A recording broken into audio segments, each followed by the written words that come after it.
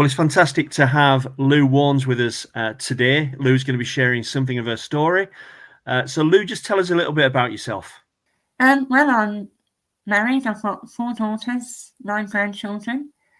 I was a nurse all my working life, and then after 2 bouts of cancer, I had to give up nursing in 2011. And really, since then, I'm just as busy, really, with looking after my grandchildren. So, nine grandchildren, did you say? I have, yes, yeah. Yeah, wow. So Ranging from, that will keep you busy. yeah, well, two especially keep me busy. They live nearby, and I help with school runs and that sort of thing. And they sleep over, and yeah, they're 13 and 10, so they're just at that age, you know. Yeah, absolutely. I know what you mean. Whereabouts in the UK do you live, Lou? I live in Norfolk. Nice place to live? It's a lovely place to live. We're a little bit on the outside of the real world, I think, because no one ever comes to Norfolk. No. Because I think we dropped out a bit. East Yeah. Anglia, I should say. But no, Yeah. it's a lovely place. Very, very rural where I live. Yeah. Beautiful place. I've been a couple of times to Norfolk. It is a little bit tricky to get to. You are out on a limb a little bit, and I think there's no Yes. motorway that way. Yeah. You end up going on air roads and stuff, and it seems to take Oh, I forever know. to get to certain Yeah, we've places. still got loads of grass growing up in the middle. Yeah, but it is a beautiful place for sure. Yeah. Now, Lou, you Yeah. used to be part of a group that is interestingly called a group with no name, but he does go by Yeah. various names, doesn't it? Were you born into this group? I was born and raised in this group, yes. Yeah. Up until I went to school, we didn't really know there was any difference in the way we were being brought up.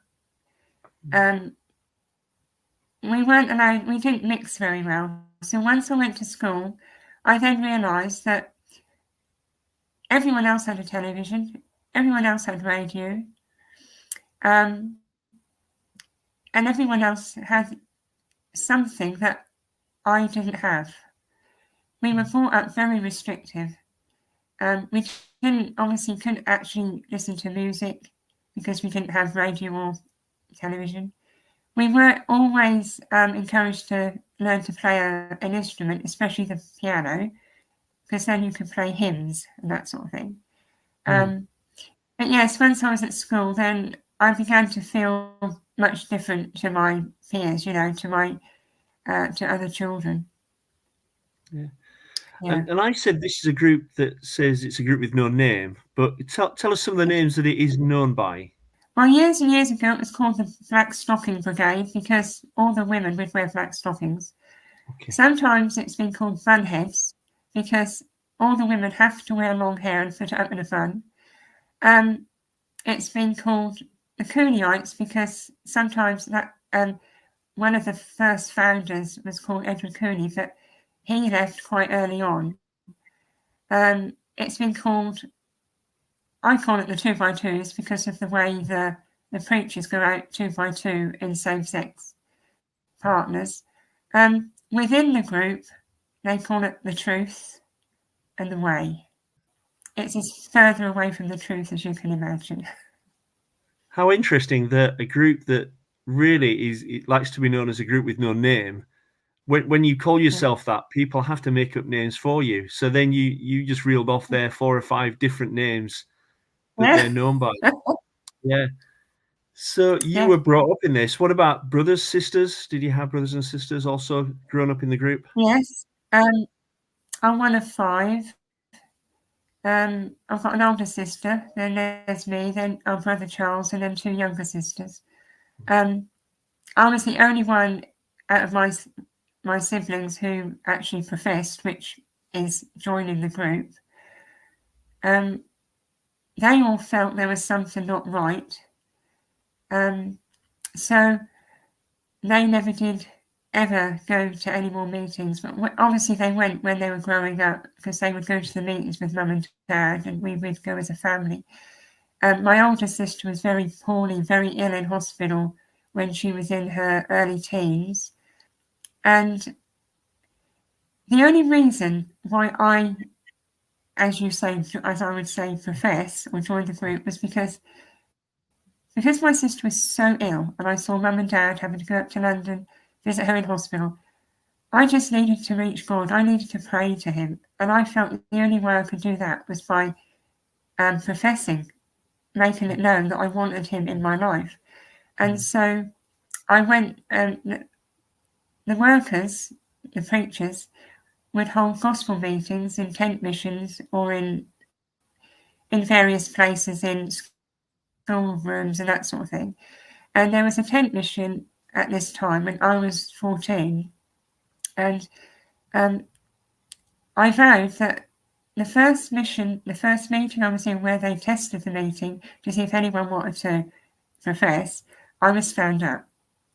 And Mum and Dad had been to visit Trish that day in hospital. They came back, and I said to Dad, "Are we going to the mission?" And I mean, poor man, he'd been driving all the way to London and back. Anyway, he said, "Yes, we'll go." So we went, and sure enough, the meeting was left open and I stood up. I didn't really know what to say. And coming home, Dad didn't say anything, and I thought, what have I done? But I did feel that I'd done something that had given me something within. I felt a lightness inside me.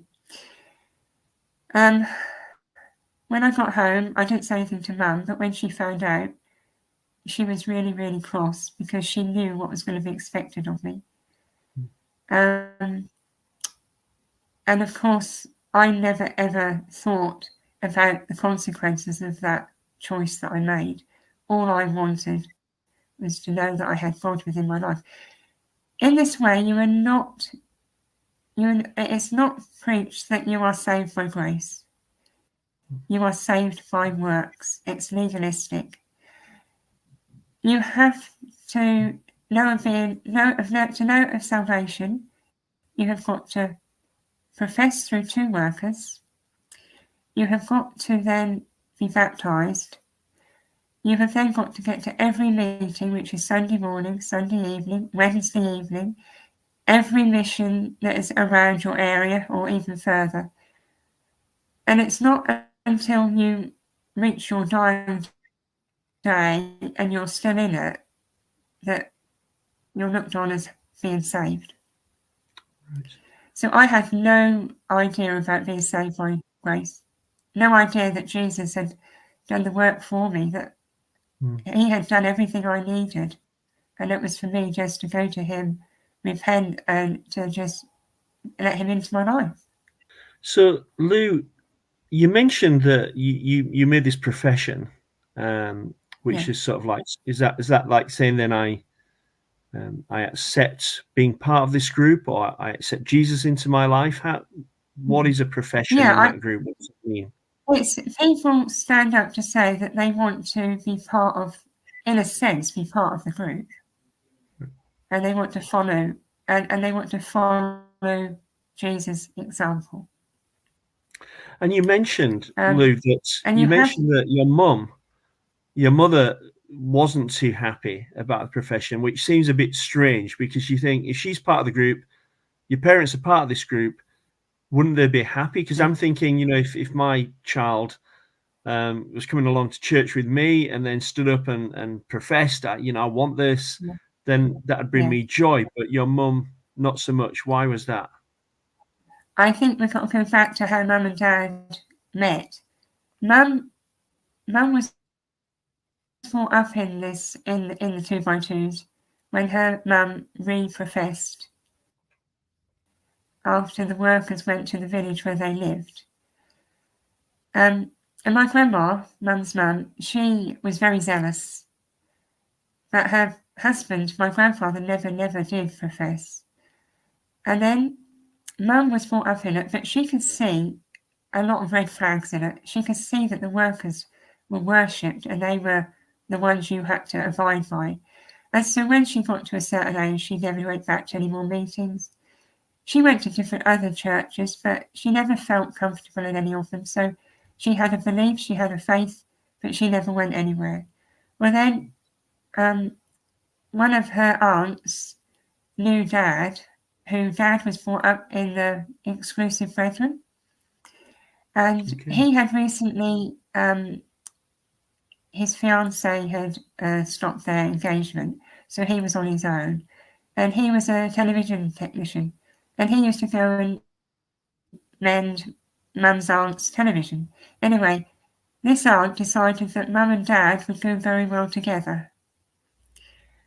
So she made it possible for them to meet, and they hit it off and got together. And when Mum introduced Dad to her mum, and then my grandma told him all about what she was in, he wasn't happy in the Brethren, so he decided, well, this sounds the real way. This sounds brilliant. So he then started going to missions, and he professed. And then 6 months later, Mum professed. But I don't think she would have professed if she hadn't met Dad. I think she always had those reservations within her. And I think why they were in it, why Mum was in it for so long, when Dad wasn't 21 and he was then conscripted to Singapore to do his national service, but his parents were absolutely furious that Dad had left the Brethren and gone to this different way. So when he was posted over to Singapore, they wouldn't allow him to marry Mum because he wasn't 21.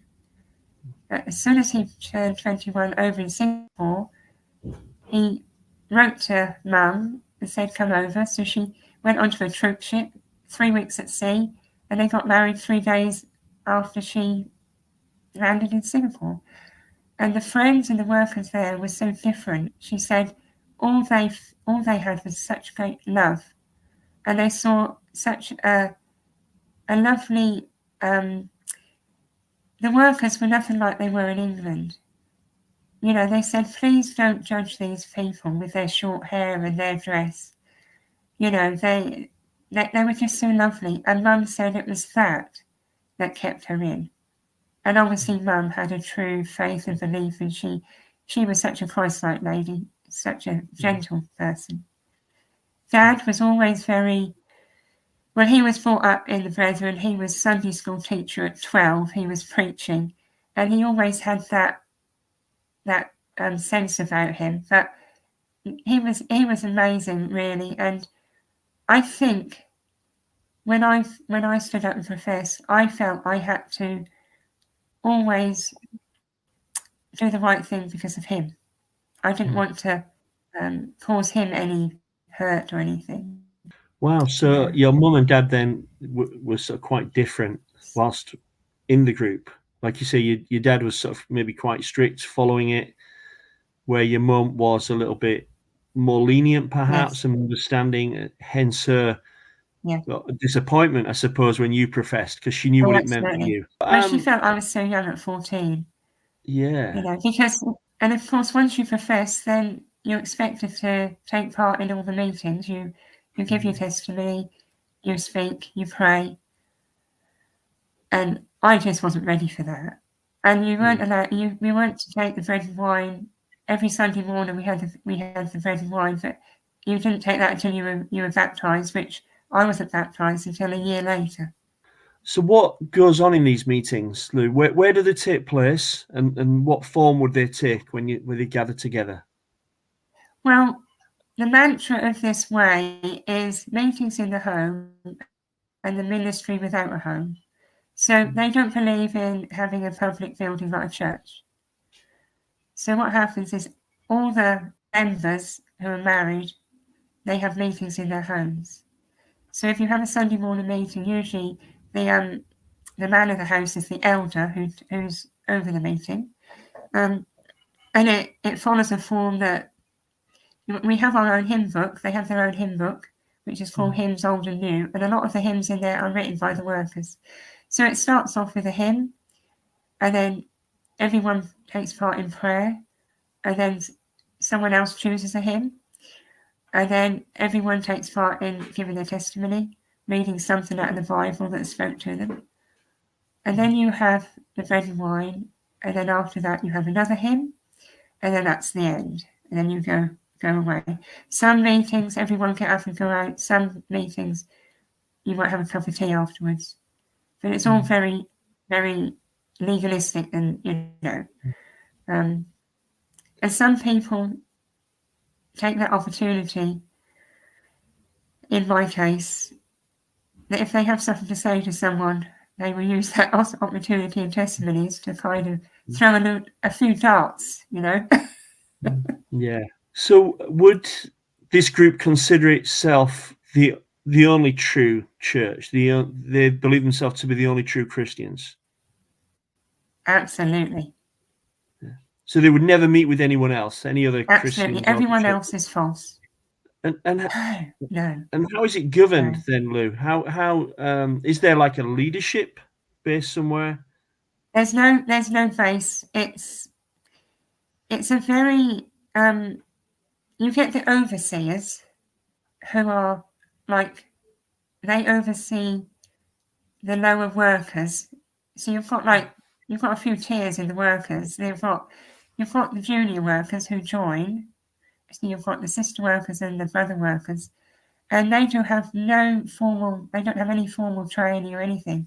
They offer for the work at whatever age, maybe early teens, 20s, and then when they're accepted, they then have to sell all they've got.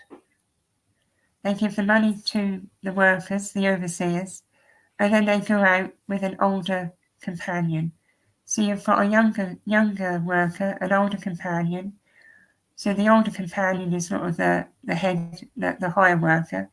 And then you've got overseers who are over, like we've got an overseer over UK, and then there's an overseer over Ireland and Scotland. And then worldwide, in New Zealand, in Americas, in all the different states and places, they have overseers who are over them. But there's not a regional office anywhere in the world, because they're not even classed as a charity or anything like that. So it's very hard. If anyone wants to get hold of them, it's very hard to know who to get hold of, because they're very, that's very what I was secretive. thinking. Yeah, that's what I was thinking. I mean, who appoints the overseers? Are they just appointed within? Yes, yeah. I mean, obviously, as they get older, and they obviously, I presume, they have workers' meetings, and then they obviously then appoint these overseers who are over all the other workers. And the thing is, the younger workers, they are beholden to the older workers, and the members, the friends, as they're called, they're not meant to question anything that the workers say. That's a little bit scary. What the workers say is law. And if you question them, or you say you don't agree with them, that can have some I mean, at some point, when people haven't agreed and they've been very, very vocal in what they don't agree with, they could be excommunicated. They could have meetings taken out of their homes. And to have a meeting in your home is supposed to be a great privilege. But if you're excommunicated, if you're shunned, if you're told no more meetings, you can't come anymore, then if people are brought up in that way and their whole family are in it, then some people can actually find themselves out in a world that they don't really know, no friends, and completely cut off from their families, because the families sometimes won't want to be with them either. Would you say, Lou, from your experiences and from all that you know, you would classify this group as a cult? Oh, absolutely. I do. I mean, the more I hear about it, I mean, more and more is coming out now. It's definitely a cult, because they're telling you what you should do and how you should be, down to women have to dress very conservatively. No makeup, no jewellery, long hair, very modest clothing. The name, but I mean, some would never ever go to a meeting without having a suit on and a tie on, and they dress up, and it's all very much about the outward appearance, very much. And I married into a family that were much more strict than I was brought up in, and that was a real eye opener to me. And it was all about outward appearance, being seen to get to the meetings, being seen to get to the missions, being seen to be dressing right, looking the right thing, and nothing about how you were clothed within.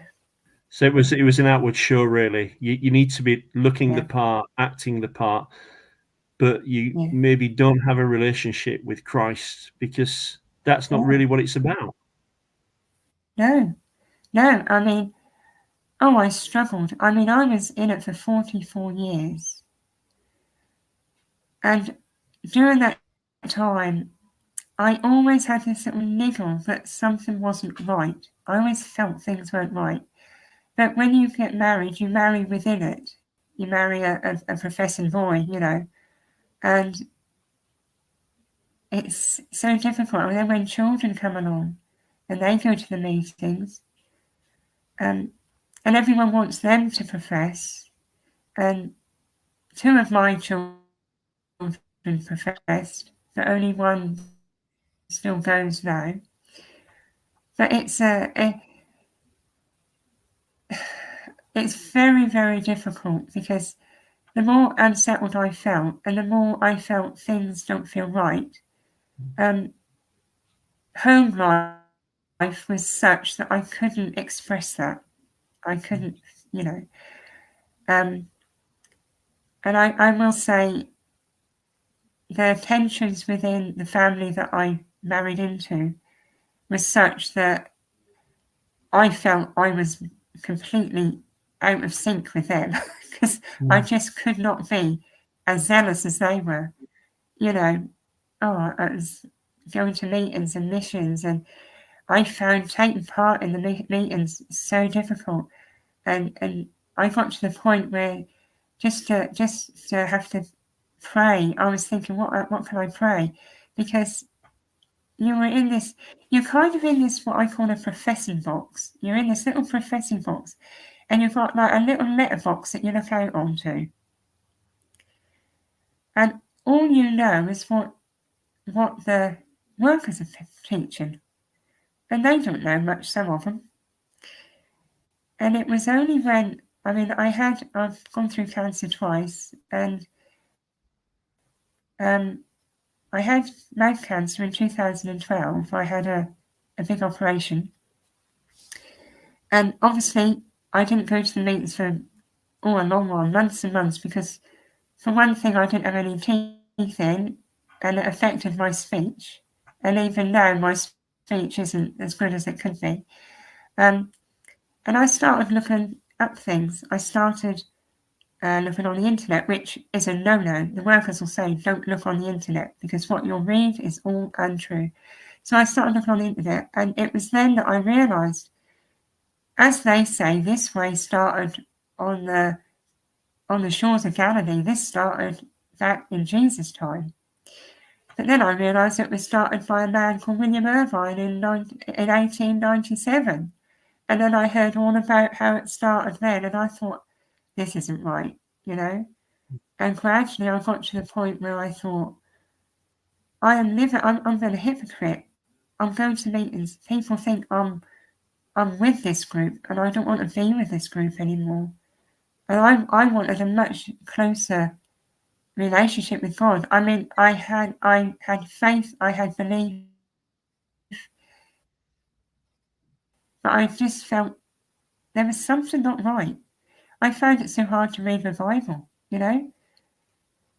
So 2014, I went down to the seashore, our local seaside, and I just sat there in the day after my birthday in November, and I just prayed, Lord, show me, Tell me, what should I do?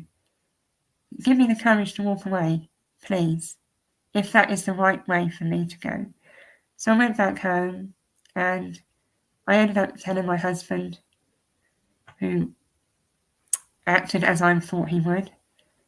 I then told my dad, and that was one thing. It was the hardest thing to do because I knew I was going to hurt him because he was still very much in it. By this time, my dear mum had passed away. Anyway, I felt such a freedom having said, right, I'm not going to go anymore. And then I had this crashing anxiety because I thought, no, they're going to want to know why. You know? And I didn't feel I'd got words to say why I didn't want to be there anymore. But I just knew I had to leave. And that was 2014. And so when I wasn't going to the missions meetings, what have you, I used to go visit a dear friend in a nursing home every Sunday morning. And then when she passed away, I was praying that I needed somewhere else to have fellowship.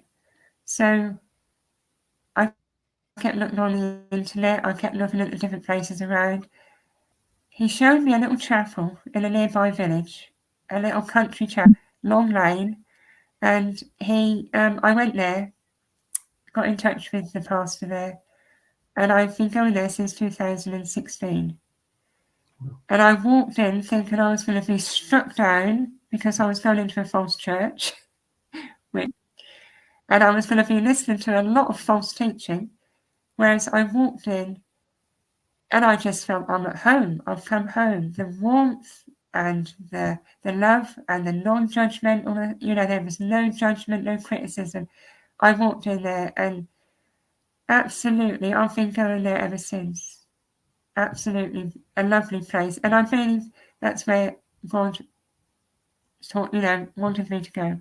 And obviously, since looking up everything, listening to online sermons and listening to things, I then realised that, yes, we're saved by grace. It's not what we do, it's what Jesus has done. And through that, life has changed for me, but my husband still goes. And it's very, very difficult to be in a divided home. It's interesting, Lou, what you're saying there, because I think your experience, I've heard a few times before from other people who've come out of cultic type groups, where a break away from the group is what really did it for them. Because when you're in the bubble, yes, it's really hard for you to see things, hear things, even though you were unsettled within the group and you had concerns and were unsure about things. It was that time out in hospital and after that period where you're looking at the internet, you're seeing things where it really seems to have cemented in your mind, this isn't right, and I need to get out. And sometimes it is, I think, that little break away from the group, yes, that can just cement things, yes, more fully.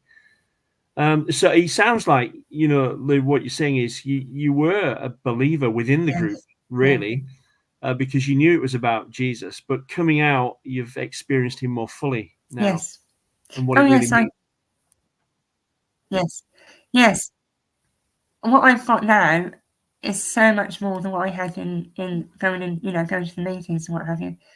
And it's, you can't compare it really, And there's so many people in the group who are such lovely people. I have still got relatives in the group, and I just want them to know what I know.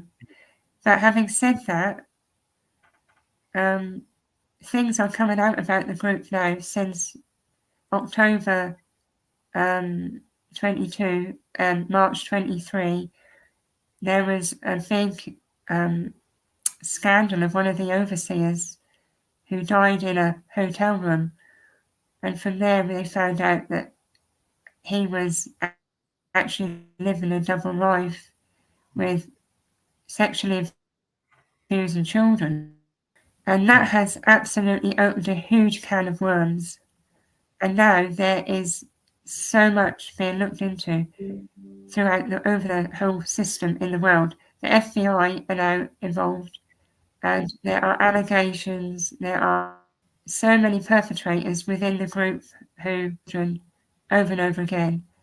And there's an implosion of this CSA within the group, and it's actually now almost tearing the group apart because there's so many that are leaving. There are those who don't want to believe what's happening. There are those who believe what's happening but are scared to leave the group. And there's some who have left the group. And I think because their belief and faith was in a way, a man-made way, workers, and the way the group was, they've left with nothing. Yeah. They have no faith, no belief. They've turned agnostic, they've turned atheist. Yeah. And to me, that's tragic because they've been robbed of what being saved by grace is all about. I think to be in that group, Lou, like you say, and to your faith really to be in the workers and in the way itself, then for that to implode leaves you with nothing, because like you say, you never really had Jesus anyway. It was all based on a faulty foundation and false premises. The thing is, the workers, they don't believe in the Trinity. So Jesus came down here as God's son, lived on earth, but he was just there to follow. You just follow his example. Wow. And in a sense, the workers take the place where Jesus should be. You know, you can't get to Jesus, you can't get to God unless you go through the workers. Yeah, well, that's really problematic then, isn't it? And like you say, it sounds like from what you're saying, in a denial of the Trinity, who do they believe Jesus to be then? Do they believe he was just a man who was, like you say, an example to follow, but he was no more than a man? Yeah, I mean, different workers seem to have different ideas. I mean, some of the workers know how the whole way started, so it's very difficult to know. And other workers will tell you that it started from the shores of Galilee. But as far as Jesus is concerned, I think they believe he was a man who came from God, but they don't believe that he is God. They don't believe in the Trinity, that he's part of the Trinity, and that they don't believe that, like, they never say much about the blood of Jesus. They don't seem to realize that shed blood is our salvation. He done everything on that cross for us. He was on that cross in our place. But you don't get that teaching, you know? Right. You just have to follow his example. And then that leads, like you said, Lou, to no assurance of salvation, because it's dependent upon you, on your works. And maybe within that group, then you never know whether you've done enough. No, you're trying the whole while. You're trying to be good. You're trying to do the best you can. And a lot of testimonies in meetings is, well, I must just try harder. I must just try to do better. And also, like, I was talking to someone one day and saying that this elderly person, I said, I'm sure she's scared of dying because she's in the way, but she's scared of dying. And he said, yeah, I think she is. And I said, it's sad, because when you've believed what you've believed all your life, you should have the assurance that you're saved. And he says, well, that's a very a self-righteous attitude. That's very self-righteous to think that you're saved until the end, you know. And I think, well, no, you should be saved while you're here on earth, not just when you die. Yeah, absolutely. That's how they think. I'm sure there are many people who go to the meetings who have a true faith and belief. I'm sure they do. But I think there is a great fear from the workers of leaving. And if you're sort of, especially elderly people who have been in it for all their lives, brought up in it, they don't know anything different. and a lot of elderly people, they might not have the internet, they might not be able to see what's going on, and no one is going to tell them, you know. But I did hear of an elderly sister worker who's been in the work, she's in her 80s. She has now come out of it because she says, I cannot be part of it any longer. And I just think that dear lady at 80 odd has been her life, and she's actually left it and come out of it. And she's been cared for by loved ones. So it can be done. Now, for you, Lou, you've been out around about 10 years now, and obviously it was a massive thing to leave the group, to tell your father, to tell your husband, and your wider family, your children, perhaps. And so, how's that playing out for you now since you left? How does your husband react? He's still in, as you said, and you've got a daughter that's still in. How does those relationships work for you at the moment? Not easy. I get on fine with my daughter who's still in. I think she has her doubts anyway. But she obviously she's married to someone who's, you know, so she's just quietly sorting things out. My husband is still very much feels this is the right way, the only way. And so I can't be as open and as free as I'd like to be, because that can cause friction. I mean, I do have a blog which I write on a Christian website, and I've got some amazing, lovely friends who have come out from the way, who I am very close in contact. I've made some dear friends at chapel where I go to, and they all help. And the chapel, our little family church there, is a very, very praying church. Everyone prays for everyone. And there's such a sense of everyone is there. Everyone at chapel knows my story. They know what I've come out of, and they know what's going on at the minute. Yeah. So I just feel I have got so much love from them. But it isn't easy. No, I can imagine. No. But like you say, Lou, prayer is the key, really. You know, where we can't reach our loved ones, we need to commit them to God, and God can wake them up. God can draw them out, and that's the prayer for your husband and your daughter, for sure. Yes. In terms of the group, then, do they, when a person leaves like yourself, do they then shun you, the wider group? Are they supposed to have nothing to do with you? In certain parts of the country, especially abroad, I've heard some terrible things where they've been shunned completely by their families and by the friends that they probably met with at a meeting. They're just cut off completely. I wasn't actually shunned in any way. Some of the other friends who I used to know don't contact me anymore much. And I think what it is they don't know what to say. I think they're embarrassed and they're not sure how to face me sometimes. So, and I must admit, I have a very, very dear cousin and his wife. And when they knew, I mean, they are part of it. When they knew, they just sent me a message saying, Lou, we still love you, nothing changes. And I'm very close to them. But yes, you do get I mean, when I first done it, the worker, the head worker who was over Norfolk, he wrote me a letter, and he was so shocked to get my letter because he thought I was very zealous. And he said the only reason why he thought I wasn't actually going to the meetings and missions is because of my illness and my operation and everything. But yeah, he tried to say he hoped I would get restored.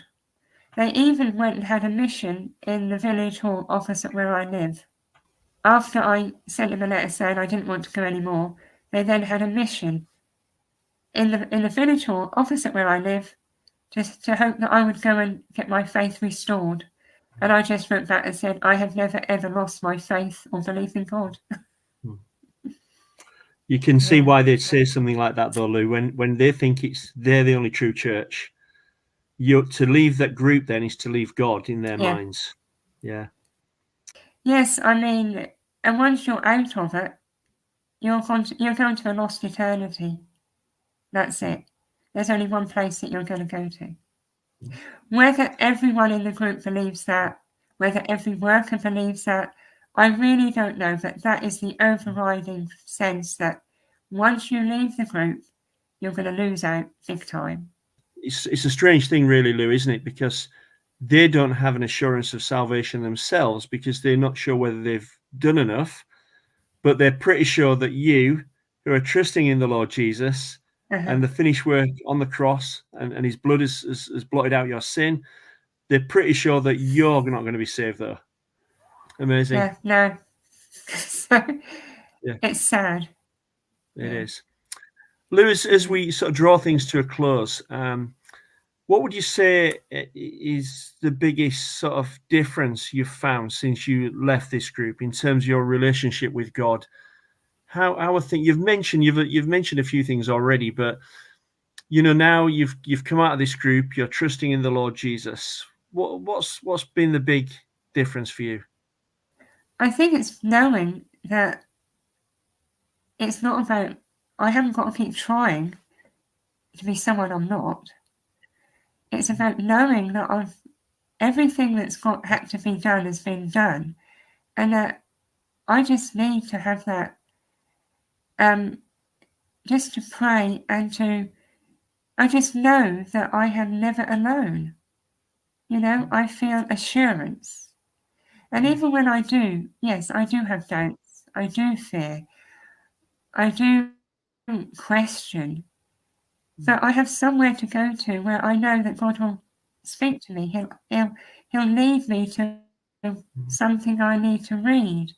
I know once I was having real problems and he put a verse in my head, and when I read it, I thought, wow, he really has prodded me there. He prods me to act and to act on what I've read. And I've had amazing visions, just little glimpses of what's ahead. I was once driving to get the boys from school, and as I was driving along, I had this overwhelming sense of such a power of love, of joy, of peace. And I thought to myself, if this is what heaven is like, I want to be there and never leave.